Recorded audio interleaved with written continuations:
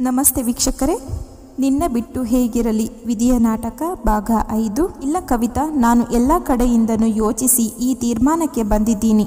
ಅದನ್ನು ಬದಲಾಯಿಸಲ್ಲ. ನನಗೆ ನನ್ನ ಮಗನ ಪ್ರತಿರೂಪ ಬೇಕೇ ಬೇಕು. ಮಂಜುನಾಥ್ ಅತ್ತಿಗೆ ಈಗ ಮಗು ಪಡೆಯೋಕೆ ಮದುವೆ ಆಗಬೇಕು ಅಂತ ಇಲ್ಲ. ಕೃತಕ ಗರ್ಭಧಾರಣೆಯಿಂದನೂ ಮಗು ಪಡಿಬಹುದು. ದುಡ್ಡು ಕೊಟ್ರೆ ಯಾರಾದರೂ ಬಾಡಿಗೆ ತಾಯಿಯಾಗಿ ಸಿಗುತ್ತಾರೆ. ನಮ್ಮ ಚಿನ್ನು ಮಗುವೆ ಪಡಿಬಹುದು ಅತ್ತಿಗೆ. ಅದಕ್ಕೆ ಒಂದು ಮುಗ್ಧ ಹುಡುಗಿಯ ಜೀವನ ನಾಶ ಮಾಡೋದು ಬೇಡ. ಈ ಮಾತಿಗೆ ಒಪ್ಪಬಹುದು ಅಂತ ಎಲ್ಲರೂ ಸುಮರ ಮಾತಿಗಾಗಿ ಕಾತುರದಿಂದ ಕಾಯುತ್ತಿದ್ದರು. ಸುಮ, ಇಲ್ಲ ಮಂಜುನಾಥ್, ನಾನು ಅದರ ಬಗ್ಗೆ ಸಹ ಯೋಚಿಸಿದ್ದೀನಿ. ಆದರೆ ನನ್ನ ಮಗ ಸಂಸಾರದ ಸುಖ ಅನುಭವಿಸದೆ ಮಗು ಪಡೆಯೋದು ನನಗೆ ಇಷ್ಟ ಇಲ್ಲ. ಅವನು ಹೆಂಡತಿ ಜೊತೆಗೆ ಖುಷಿಯಾಗಿ ಇರೋದು ನೋಡಬೇಕು. ಅವನಿಗೆ ಪ್ರಪಂಚದ ಎಲ್ಲ ಸುಖ ಸಂತೋಷ ಸಿಗಬೇಕು. ಅದೇ ನನ್ನ ಕಡೆ ಆಸೆ ಕೂಡ. ಸುಹಾಸ್ಗೆ ಕೋಪ ಬಂದಿತು. ಕೋಪದಲ್ಲಿ, ಅಮ್ಮ, ನನಗೆ ಮದುವೆ ಆಗಲು ಇಷ್ಟ ಇಲ್ಲ. ನಾನು ಯಾವ ಹುಡುಗಿ ಜೊತೆ ಖುಷಿಯಾಗಿ ಸಂಸಾರ ಮಾಡೋ ಆಸೆ ಆಕಾಂಕ್ಷೆ ನನಗೆ ಇಲ್ಲ. ಬೇಕಿದ್ರೆ ಚಿಕ್ಕಪ್ಪ ಹೇಳಿದಂತೆ ಯಾರಾದರೂ ಸರೋಗೇಟ್ ಮದರ್ ಹುಡುಕಿ ಮಗು ಪಡೆದುಕೊಳ್ಳೋಣ. ಮದುವೆ ಆಸೆ ಕೈಬಿಡಿ. ಸುಮಾ ಕೂಡ ತನ್ನ ಮಾತು ನಡೆಯಲೇಬೇಕು ಅನ್ನೋ ಹಠಮಾರಿ. ಇಲ್ಲ ಚಿನ್ನು, ನನ್ನ ಕಡೆ ಆಸೆ ಇದು. ನೀನು ನಡೆಸಿಕೊಡಲಿಲ್ಲ ಅಂದರೆ ನಾನು ಯಾಕೆ ಬದುಕಬೇಕು? ನನಗೆ ಬದುಕಲು ಯಾವ ಉತ್ಸಾಹ ಇದೆ ಹೇಳು? ಈ ಜೀವನದಲ್ಲಿ ನೀನು ನನ್ನ ಅರ್ಧ ದಾರಿಯಲ್ಲಿ ಬಿಟ್ಟು ಹೋಗುತ್ತಿದ್ದೀಯ. ನಿನಗಿಂತ ಮೊದಲೇ ನಾನೇ ಈ ಜೀವ ಬಿಟ್ಟು ಹೋಗುತ್ತೀನಿ. ಆಗ ನಿಮಗೆ ಹೇಗೆ ಬೇಕೋ ಹಾಗೆ ಇರಿ. ಕಣ್ಣೀರು ಹಾಕುತ್ತಾ ಒಡಲಿನ ನೋವು ಹೇಳಿದರು. ಸುಹಾಸ್ ಅಮ್ಮನ ಕಾಲು ಬುಡದಲ್ಲಿ ಕುಸಿದು, ಪ್ಲೀಸ್ ಅಮ್ಮ, ಹೀಗೆಲ್ಲ ಹೇಳಬೇಡ. ನಿನ್ನ ಆಸ್ಪತ್ರೆಯಲ್ಲಿ ನೋಡಿ ನನಗೆ ಸಂಕಟ ಆಗಿದೆ. ಇನ್ನು ನೀನು ಹೀಗೆಲ್ಲ ಮಾತನಾಡಿದರೆ ನನಗೆ ದುಃಖ ಆಗುತ್ತದೆ ಎಂದ. ಮತ್ತೆ ನಾನು ಹೇಳಿದಂತೆ ಕೇಳು. ಅವತ್ತು ನೀನು ನನಗೆ ಮಾತು ಕೊಟ್ಟಿದ್ದೀಯ, ನಾನು ಹೇಳಿದಂತೆ ಕೇಳುತ್ತೀನಿ ಅಂತ. ನನ್ನ ಒಂದೇ ಆಸೆ ಕಣೋ, ನಿನ್ನ ಮದುವೆ ನೋಡಿ ನಿನ್ನ ಮಗುವನ್ನು ಮುದ್ದಾಡೋದು. ಅಮ್ಮ ಪ್ಲೀಸ್ ಅಮ್ಮ, ಬೇಡ ಅಂತ ಬೇಡಿಕೊಂಡ.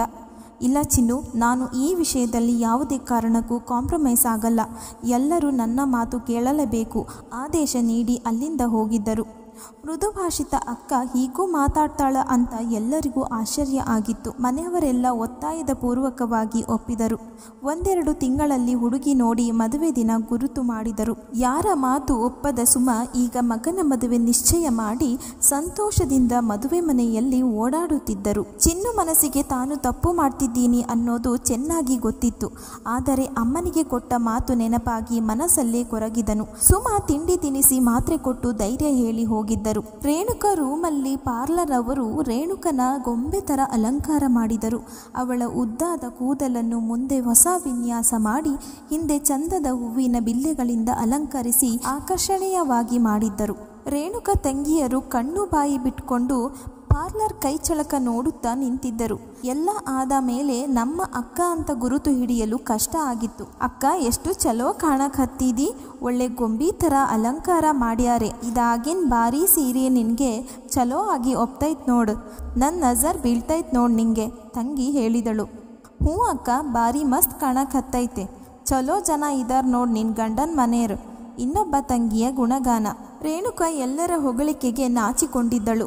ಅವರ ಜೀವಮಾನದಲ್ಲಿ ಈ ಥರ ಸೀರೆ ಒಡವೆ ತೊಟ್ಟಿರಲಿಲ್ಲ ಅನ್ನೋಕ್ಕೂ ಅದನ್ನು ಮುಟ್ಟಿ ಕೂಡ ನೋಡಿರಲಿಲ್ಲ. ತನ್ನ ನಸೀಬು ಚಲೋ ಇದೆ ಅಂತ ಮನಸ್ಸಲ್ಲೇ ಖುಷಿ ಪಟ್ಟಿದ್ದಳು. ಆ ಖುಷಿ ಮುಖದ ಮೇಲೆ ಕಾಣುತ್ತಿತ್ತು. ಕನ್ನಡಿಯಲ್ಲಿ ನೋಡಿಕೊಂಡವಳಿಗೆ ತನ್ನನ್ನೇ ಗುರುತು ಹಿಡಿಯಲು ಆಗಿರಲಿಲ್ಲ. ಅವಳಿಗೆ ಮೇಕಪ್ ಜಾಸ್ತಿ ಆಯಿತು ಅನಿಸಿತು.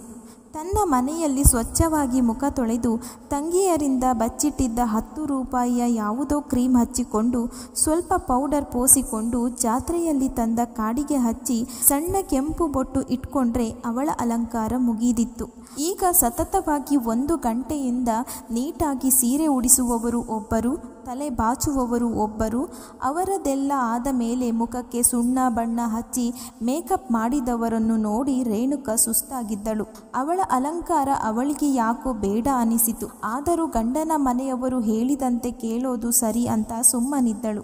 ಆದರೂ ಒಮ್ಮೆ ಪ್ರಯತ್ನಿಸಿ ನೋಡುವ ಅಂತ ಮುಜುಗರದಲ್ಲಿ, ಅಕ್ಕ, ತುಸು ಈ ಅಲಂಕಾರ ಕಡಿಮೆ ಮಾಡ್ತೀರಾ? ಯಾಕೆ ಪುಟ್ಟ, ಎಲ್ಲಿ ಮೇಕಪ್ ಜಾಸ್ತಿ ಆಗಿದೆ?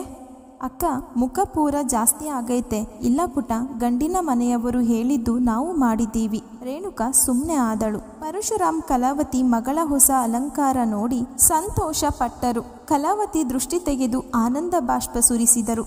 ಮದುವೆ ಶಾಸ್ತ್ರ ಆರಂಭ ಆಗಿತ್ತು. ಗಂಡು ಹೆಣ್ಣು ನಡುವೆ ಅಂತರಪಟ ಹಿಡಿದಿದ್ದರು. ಇಬ್ಬರಿಗೂ ಒಬ್ಬರನ್ನೊಬ್ಬರು ನೋಡುವ ಆತುರ. ಪರದೆ ಸರಿಸಿ ಇಬ್ಬರು ಜೀರಿಗೆ ಬೆಲ್ಲ ಹಚ್ಚಿಕೊಂಡಿದ್ದರು. ಸುಹಾಸ್ಗೆ ರೇಣುಗಳ ಅಲಂಕಾರ ಅತಿ ಅನಿಸಿತು. ಅಂದು ನೋಡಲು ಹೋದಾಗ ಇದ್ದ ಮುಗ್ಧ ಸಹಜ ಸುಂದರಿ ಈಗ ಮೇಕಪ್ ಒಳಗೆ ಕಳೆದು ಹೋಗಿದ್ದಳು.